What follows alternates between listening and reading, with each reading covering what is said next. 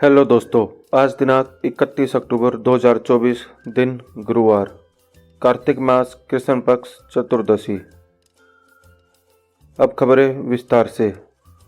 भारत चीन बॉर्डर पर डेपसांग और डेमचौक में दोनों सैनिकों के पीछे हटने की प्रक्रिया बुधवार को पूरी हो गई।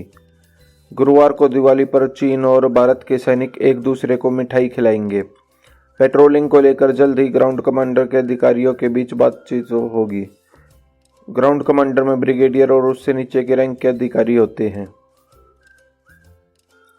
आंध्र प्रदेश के पूर्व सीएम जगन मोहन रेड्डी और उनकी बहन वाईएस शर्मिला के बीच करोड़ों की विरासत को लेकर विवाद चल रहा है। इस बीच उनकी मां विजयम्मा ने अपनी बेटी के समर्थन में एक ओपन लेटर लिखा है। जगन की मां लिखती है कि उनके लिए सभी बच्चे बराबर हैं, लेकिन बेटी के साथ नाइंसाफी हो रही है। जगन को याद रखना चाहिए कि उन्हें राजनीति में सफल बनाने वाली उनकी बहन शर्मिला ही है। प्रधानमंत्री बनने के बाद से नरेंद्र मोदी हर साल सैनिकों के साथ दिवाली का त्योहार मनाते हैं। पीएम के इस कदम के फॉलो करते हुए देश के टॉप डिफेंस लीडर्स भी देश भर में अलग अलग स्थानों पर सैनिकों के साथ दिवाली मनाएंगे।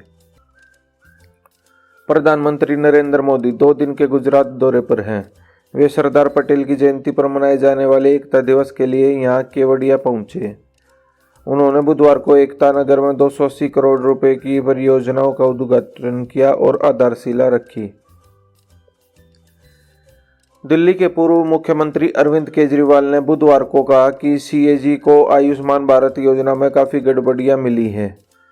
दिल्ली सरकार की योजना के तहत दिल्ली के हर शख्स को मुफ्त इलाज मिलता है। 5 रुपए की गोली हो या करोड़ों रुपए का इलाज हो, यह पूरा मुफ्त रहता है। पीएम को दिल्ली की योजना देश भर में लागू करनी चाहिए। हैदराबाद में स्ट्रीट वेंडर के यहां से मोमोज खाने के कारण एक महिला की मौत हो गई।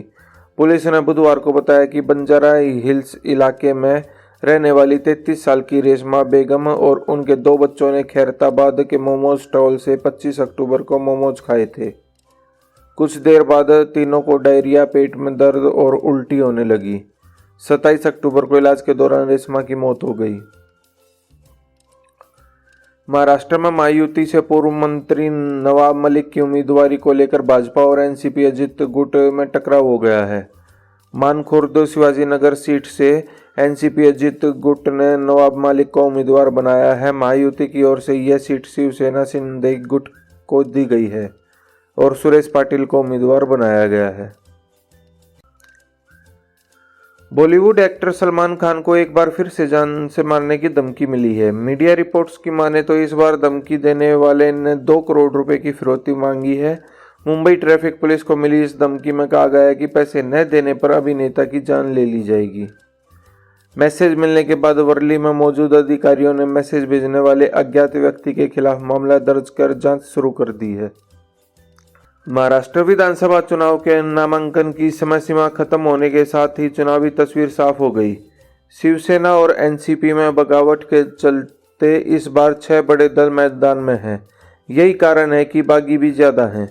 प्रदेश की लगभग हर सीट पर बागी हैं। इस बार 7,995 उम्मीदवारों ने नामांकन किया है। आखिरी दिन 4,996 ने पर्चे भरे।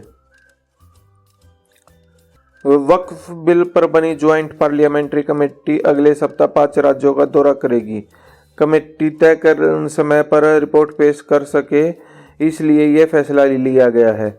जेपीसी के सदस्य इन 5 राज्यों की राजधानी में उनके अल्पसंख्यक मामलों के विभाग, कानून विभाग, अल्पसंख्यक आयोग और वक्फ बोर्ड के साथ बातचीत करेगी।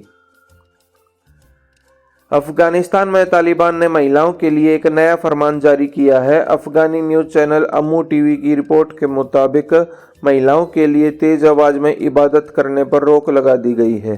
तालिबान के मंत्री मोहम्मद खालिद हनाफी ने यह आदेश जारी किया है। टेस्ला के मालिक एलोन मस्क अपने 11 बच्चों और उनकी 3 मांओं के साथ एक छत के नीचे रहने की प्लानिंग कर रहे हैं। इसके लिए उन्होंने टेक्सास के ऑस्टिन में 14,400 स्क्वायर फुट का एक बंगला खरीदा है। इसके ठीक बगल में मस्क ने 6 बेडरूम वाला एक और घर भी खरीदा है। इन दोनों प्रॉपर्टीज की कीमत करीब 294 करोड़ रुपए है। इजराइल ने हिजबुल्लाह के नए चीफ नईम कासिम को चेतावनी दी है। इजराइल का कहना है कि हिजबुल्लाह का नया कमांडर ज़्यादा दिन रहने वाला नहीं है। अगर कासिम भी अपने पुराने लीडरों के रास्ते पर चला तो वह हिजबुल्लाह के इतिहास में सबसे कम दिन चीफ रहने वाला व्यक्ति होगा। ब्रिटेन के महाराज चार्ल्स एक निजी यात्रा पर भारत आए हुए हैं। न्यूज एजेंसी पीटीआई के मुताबिक वे पत्नी क्वीन कैमिला के साथ बेंगलुरु के व्हाइटफील्ड के पास एक medical facility holistic health centre में ठहरे हैं। पिछले साल 6 मई को ब्रिटेन के महाराज के तौर पर ताजपोशी के बाद चार्ल्स पहली बार बेंगलुरु आए हैं। ट्रूडो सरकार के एक मंत्री ने कहा कि कनाडा में सिख अलगाववादियों पर एक्शन का आदेश अमित शाह ने दिया था। राइटर्स की रिपोर्ट के मुताबिक कनाडा के विदेश उपमंत्री डेविड मॉरिसन ने मंगलवार को एक संसदीय पैनल में यह बयान दिया। अमेरिका ने वास्तविक नियंत्रण रेखा एलएसी से भारत और चीन के सैनिकों के पीछे हटने और दोनों देशों के बीच तनाव में आई कमी का स्वागत किया है। एएनआई के मुताबिक अमेरिकी विदेश विभाग के प्रवक्ता मैथ्यू मिलर ने मंगलवार को साफ किया कि अमेरिका ने इस मामले में समाधान में कोई भूमिका नहीं निभाई है। यूक्रेन के साथ रूस की जंग करीब 2 साल से जारी है। इसी बीच रूस ने सोमवार को अपनी परमाणु यूनिट की ड्रिल की। इसमें बम, बैलिस्टिक और क्रूज मिसाइलें सटीकता से साथ दागी गई। रूसी राष्ट्रपति व्लादिमीर पुतिन ने क्रेमलिन में मौजूद परमाणु सेंटर से इस ड्रिल की मॉनिटरिंग की। फाजिल्का में जलालाबाद के भारत पाकिस्तान सरहदी इलाके के नज़दीक बीएसएफ ने संदिग्ध परिस्थिति में एक पाक नागरिक को पकड़ा है, जिसे पुलिस के हवाले किया गया है। एक पकड़े गए आरोपी के खिलाफ पुलिस ने मुकदमा दर्ज कर दिया है। बताया जा रहा है कि पकड़ा गया आरोपी पाकिस्तान के कसूर जिले का रहने वाला है। पूरे देश में दिवाली का पर्व जोर शोर से मनाया जा रहा है। इसी बीच अमेरिकी राजदूत एरिक गारसेटी का एक वीडियो सामने आया है, जिसमें वह तौबा तौबा गाने पर जबरदस्त डांस करते हुए नजर आ रहे हैं। उनका यह वीडियो सोशल मीडिया पर जमकर वायरल हो रहा है। लोग भी भारतीय संस्कृति के प्रति उनके जुड़ाव की तारीफ कर रहे हैं।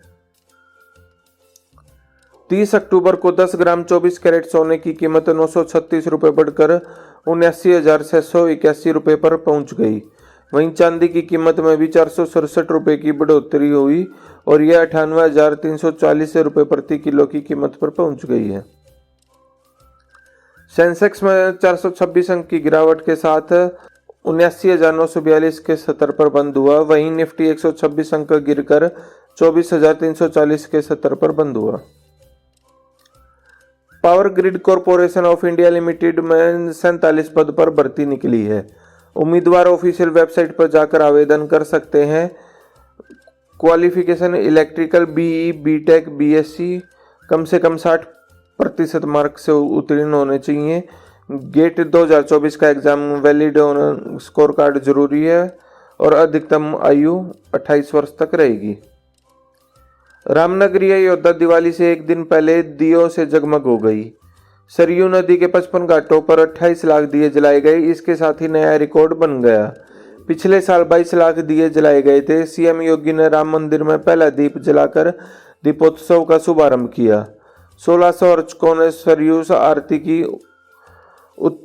उत्तर प्रदेश के मुख्यमंत्री योगी आदित्यनाथ ने दीपोत्सव 2024 के अवसर पर राम कथा पार्क में आयोजित कार्यक्रम में जनता को संबोधित भी किया। उन्होंने लोकसभा चुनाव में अयोध्या से भाजपा प्रत्याशी की हार का दर्द व्यक्त किया और कहा कि भाजपा की डबल इंजन सरकार ने अयोध्या के लिए जो वादे किए थे उन्हें पूरा किया है। सीएम योगी ने आगे कहा कि मां सीता की अग्नि परीक्षा बार बार नहीं होनी चाहिए। सरकारी तेल कंपनियों ने कुछ राज्यों में पेट्रोल व डीजल की ढुलाई पर अंतर्राज्यीय लागत को समायोजित करने का फैसला किया है। इससे हिमाचल प्रदेश, उत्तराखंड व कुछ पूर्वोत्तर राज्यों के कुछ जगहों में पेट्रोल व डीजल की कीमतें कम हो गई हैं। देश में अभी 88,000 के करीब पेट्रोल पंप हैं और इनकी तरफ से काफ़ी लंबे समय से कमीशन बढ़ाने की मांग की जा रही है। तो दोस्तों, आपको हमारी ये वीडियो कैसी लगी? अगर आपको हमारी ये वीडियो अच्छी लगी हो तो लाइक, शेयर, सब्सक्राइब करना ना भूलें। Thanks for watching.